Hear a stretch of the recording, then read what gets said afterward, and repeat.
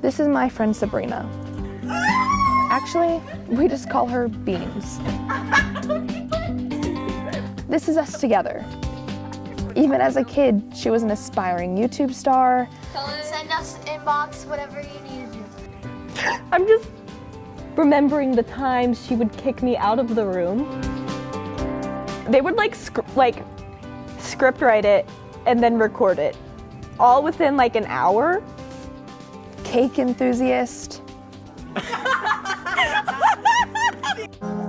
Wannabe dancer. And she was a really good singer.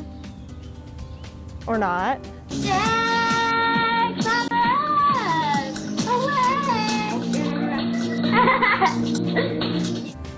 She was. Beautiful, talented, popular, a future spreading out as far as the eye can see.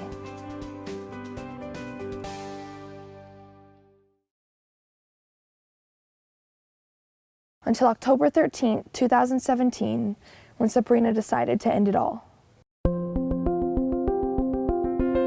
But why?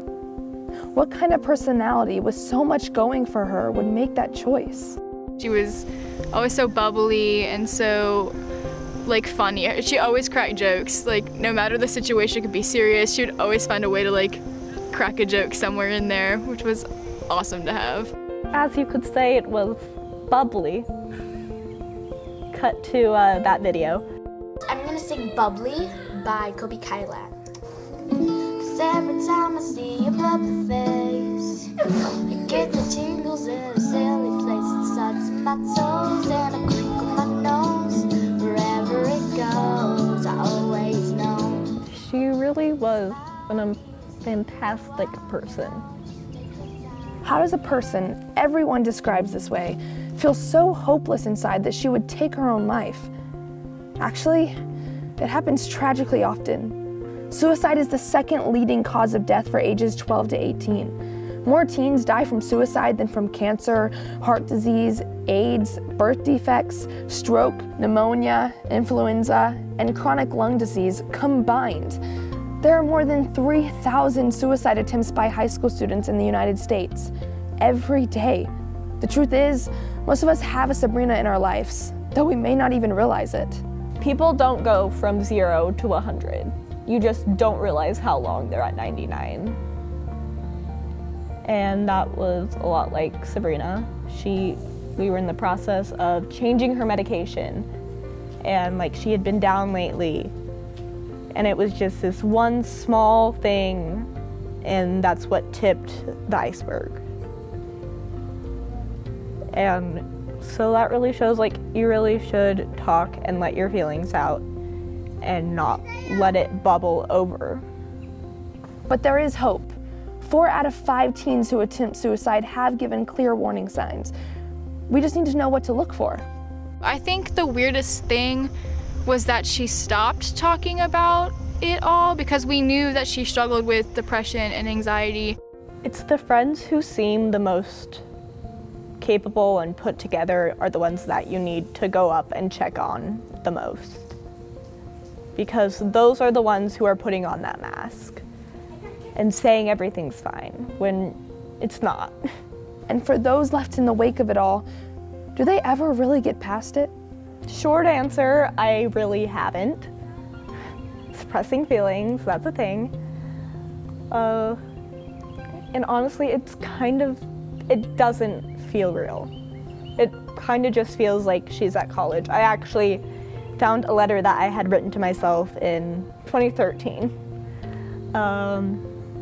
And it was in 4 years, I won't be able to see my sister unless I go to visit her at college. And that was insane to me, because she was just starting high school. And then I found that, a couple months after her death. As her best friend, I felt like I neglected her to the point where she no longer felt like she could trust me with telling me stuff like that. And that's something I wish I could take every single day. I think about how she no longer felt like I was her person she could go to anymore. which was, it's still like, people always tell me like, well, you can't be guilty about that, but like, you know, there's always something I could have done. In the end, even Sabrina regretted the decision she made. She survived an initial overdose of medication, came to in the hospital, apologized for what she did, and was looking forward to the future.